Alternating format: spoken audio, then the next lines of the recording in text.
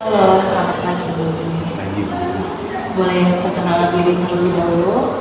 Nama saya Rahmat Maulana. Umur saya 22 tahun. Kalau boleh tahu, Kak Rahmat tinggal di mana? Saya tinggal di Bekasi.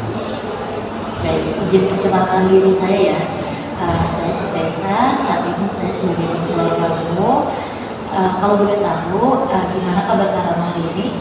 Hari ini berjalan cukup Baik, bukan kamu saat ini? kuliah sambil kerja sih. Kuliah sama. Nah, Kak Rahmat, apa yang memotivasi Kak Rahmat untuk datang pada sesi konseling hari ini? Saya merasa capek kerja, capek bukan capek fisik, lebih ke capek pikiran. Saya terlalu banyak pikir hal-hal kayaknya tak perlu dan saya nggak tahu jalan keluarnya gimana. Baik, terima kasih telah membagikan itu. Saya melihat bahwa orang ini merasa terbebani antara kuliah sambil kerja. Benar? Eh, Sehingga sebelum kita masuk lebih jauh, saya ingin menanyakan beberapa hal.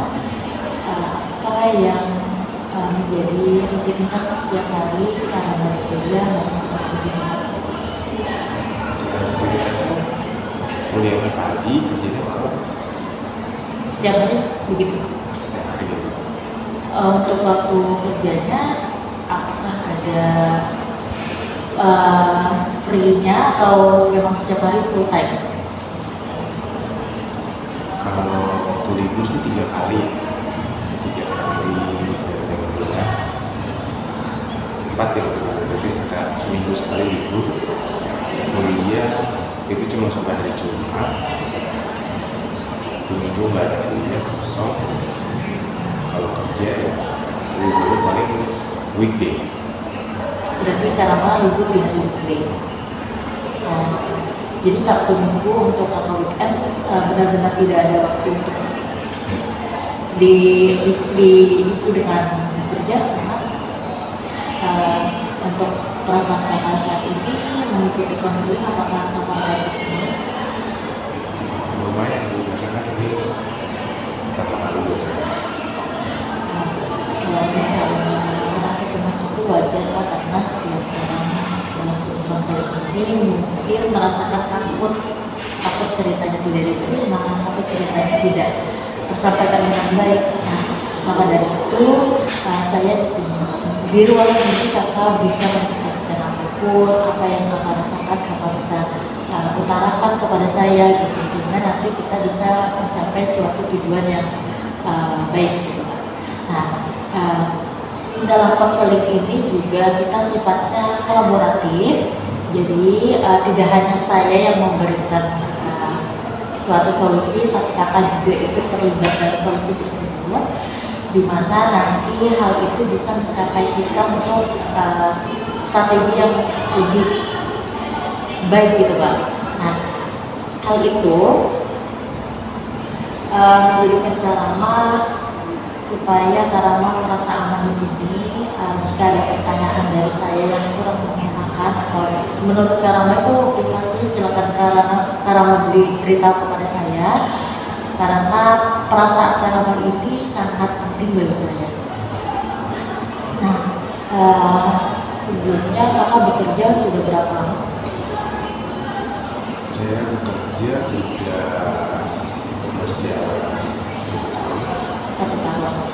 Nah, adakah hal yang membuat Karama ini untuk memutuskan satu aja yang saya jalani, atau tidak ada rasa kayak gitu? Sempat ada pikiran begitu sih, karena beban di tempat kerja dan di tempat kuliah itu beda ya. Sempat ada pikiran kayak gitu, tapi balik lagi kayak saya mikirnya kayak orang sendiri bisa, kenapa saya sih ya. Sangat luar biasa, kakak memberikan saya inspirasi bahwa dua peran ini tuh sangat sulit untuk dilakukan banyak orang Kak. Nah, kakak termasuk orang yang cukup untuk mengambil dua peran ini. sebelum kita masuk ke dalam lebih dalam lagi, di sini saya ingin mensepakati jadwal konseling kita ini, di mana kalau kita membuat jadwal bersama, konseling ini dilakukan 2 kali dalam 1 minggu. Dan untuk waktunya berjalan 60 menit. Apakah kakak menyetujui? Kayaknya lebih baik seminggu sekali. Soalnya saya kan liburnya juga 1 hari sekali dalam seminggu. Ya, kalau kamu menyetujui 1 minggu sekali, kita buat atur jadwal konseling di saat itu ya. Saat itu untuk apa yang kakak ucapkan kepada saya itu menjadi tanggung jawab saya untuk menjaga kerahasiaannya, karena sudah terdapat kode etik di mana kalau saya melanggar, saya terkena sanksi dari hal itu. Nah, terus jika kecuali kakak ini sedang mengalami masalah yang membuat saya menceritakan kepada orang lain, kakak menyetujuinya atau tidak? Setelah itu untuk perkembangan dari masalah saya Baik, terima kasih kak. Selanjutnya kita masuk ke dalam sesi berikutnya ya kak. Di sini sesinya lebih fokus ke dalam masalah kakak. Nah, kalau saya boleh tahu, adakah hal yang paling berat yang kakak jalani saat ini? yang paling berat sih paling kadang saya suka mikir macam-macam dari kekhawatiran ya saya Mungkin kalau pikiran negatif itu memang sering dirasakan oleh setiap orang, itu hal yang wajar kak. Nah, cara kakak untuk memikirkan hal itu dengan apa? Dan cara meregulasinya, cara mengatasinya dengan apa? ya paling kalau pikiran negatif itu hilang dengan sendiri karena kan saya bekerja juga Kalau misalnya ada tugas antara kerja dan kuliah, itu gimana cara kakak mengatasinya?